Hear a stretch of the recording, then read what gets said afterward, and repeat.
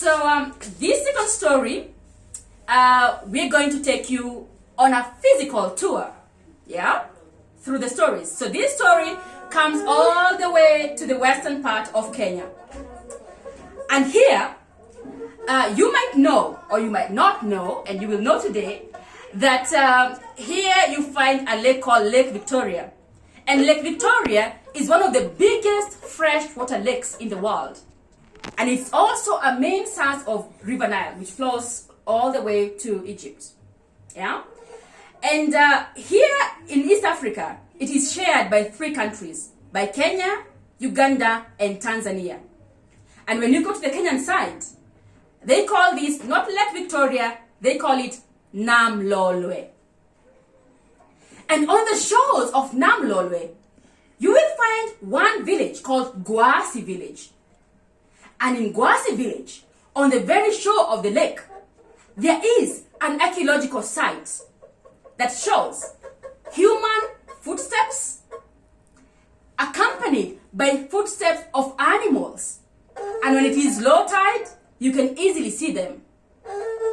And on the same shore, there is a tree that is naturally shaped in the shape of an old man bent. And the people of Gwassi Village call this tree Nyamgontho, Wuod Ombare, meaning Nyamgontho, son of Ombare. And we will share with you the story of Nyamgontho, Wuod Ombare.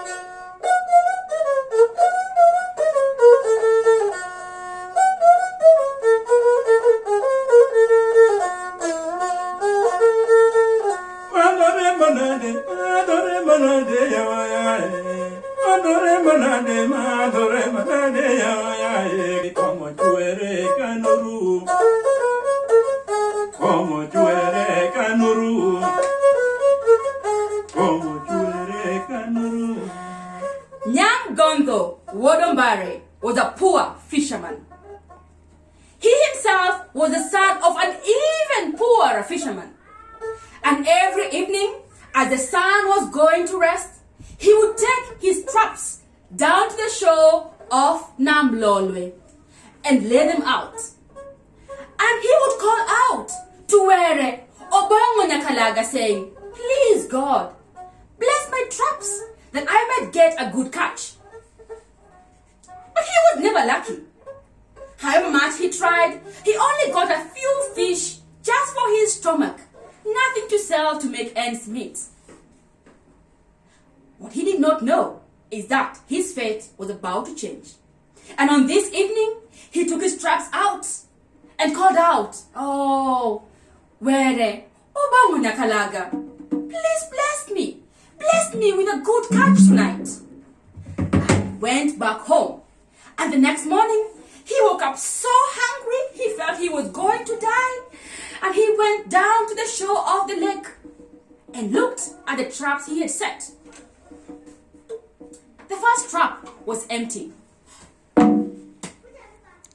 The second one only had one tiny fish, not big enough to be eaten. He threw it back into the lake. And he was already feeling hopeless. And he began to pull the third trap. Was it his imagination? Or was this trap actually heavier?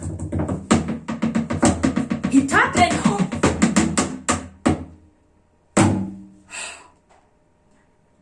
He was shocked. Because indeed the trap was heavy, but there was no fish inside. There was not even the trash that sometimes he managed to catch. Inside the trap was an old lady with wrinkled skin. And Nyamgontho wondered, "What is this?" And he was just about to throw the old lady back into the lake when she spoke. She said, "Nyamgontho, please, don't throw me back into the water, for I have been there for many, many hours. I beg you, I am cold and I am hungry. Please, give me something to eat and a blanket to cover myself." Wow. Nyamgontho felt pity on the old woman and took her to his home and made some porridge and shared with her. And he thought, well, it's not really a bad idea. Maybe she can stay around and help with the cooking and the cleaning, and it might be nice to have someone to talk to. Well, the next morning, very early, even before the sun was up, the old woman woke Nyamgontho up. Hey, wake up, wake up, wake up. Are you still sleeping at this time? There is so much work to be done. Work to be done? Yes, work to be done. First, your compound does not have a fence.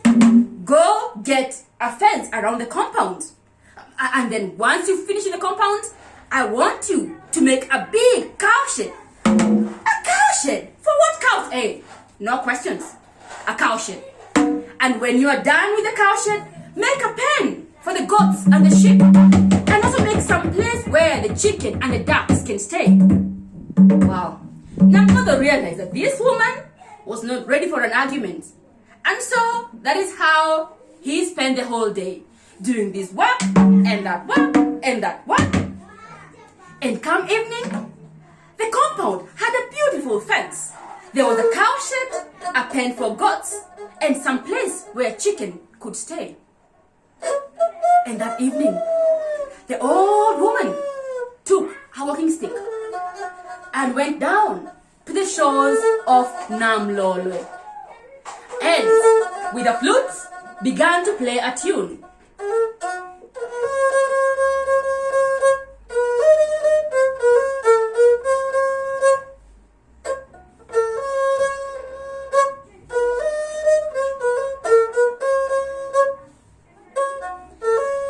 And as she blew, from the lake, deep inside in the waters, came out cows, and goats, and donkeys, and all kind of animals, and chicken, and ducks.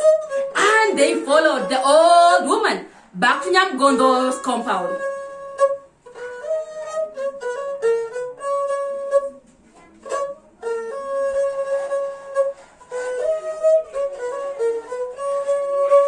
And I can tell you, overnight, the poorest man in Gwassi Village had become the richest.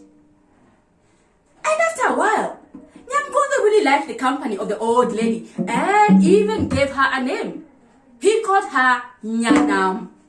Nyanam meaning daughter of the lake. And he decided to take her as a wife. And as their wealth increased, Nyamgontho even married 2 more women. Nyanam did not have a problem with the new marriages. Instead, she just cautioned Nyamgontho to never insult her and to never show her ingratitude. And they lived. Well, now of course you know, money follows money, yeah? And now with the new wealth, Nyamgontho was invited to parties that would previously his poor status would not have allowed. And in the parties, he would sing, he would dance, he would drink. And in drink he did until the hours of the morning.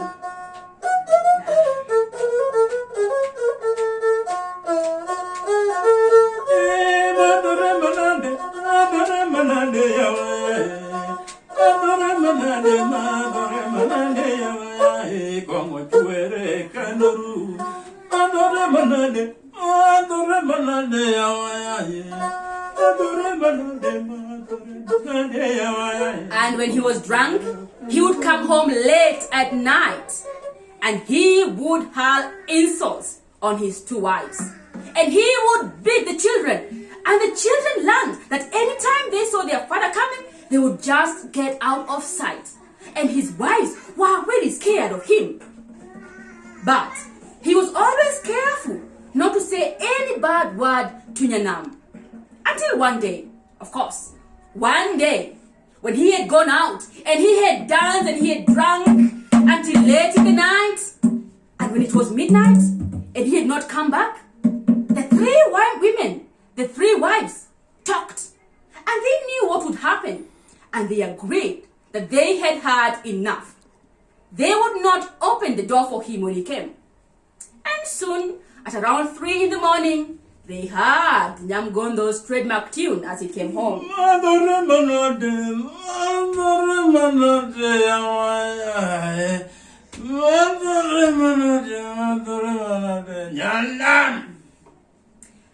And when he came inside, he knocked the door of the youngest wife.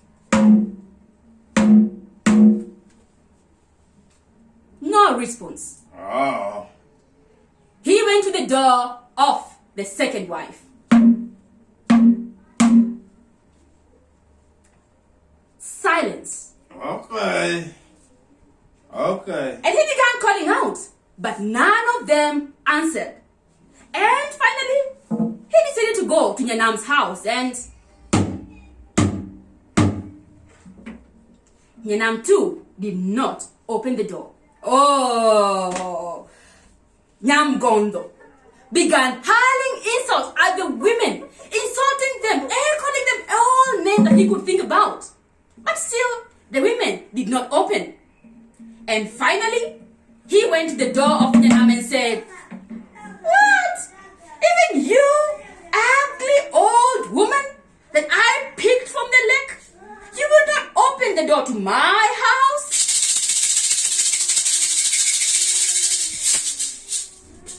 From her bed, Nyanam stirred. And even as her old bones creaked, she reached for her walking stick that she always kept next to the bed. And she trotted slowly to the door, opened it, and took one long look at the man standing outside, from head to toe. That is more like it. Get off. I want to go to bed, Nyamgontho said, and went into bed. Dropped down. Nyanam did not say anything. The very next day, Nyanam woke up early in the morning, as early as she had the day when she had first arrived at the Nyamgontho homestead.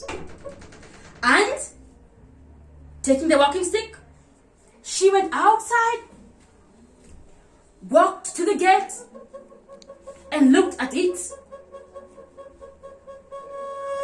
Everything was still in slumberland. And she took her flute and she began to play.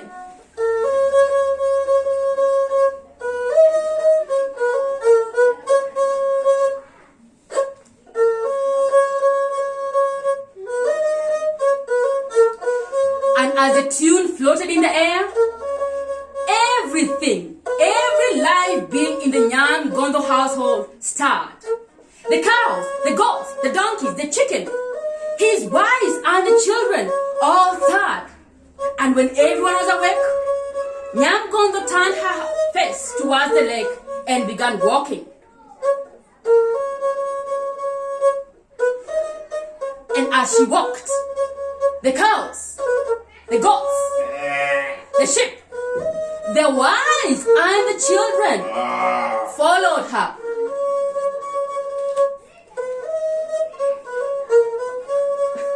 Now, the cackling of the chicken, the mooing of the cows, and the baying of the goats woke Nyamgontho from his drunken stupor. And he went out to see everything that he owned, following Nyanam down to the lake. And he followed. He went, trying to ask Nyanam, "Oh, Nyanam, please wait for me. Nyanam." But Nyanam did not look back.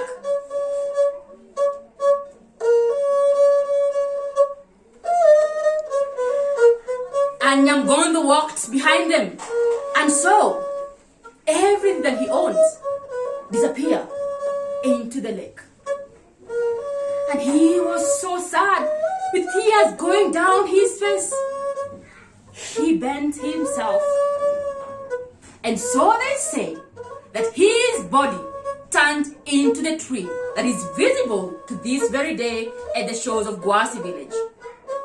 And that the footsteps that can be seen going down to the lake are Nyanam and the other wives and the children and the animals that accompanied them. And all of these are visible to this very day. So they say,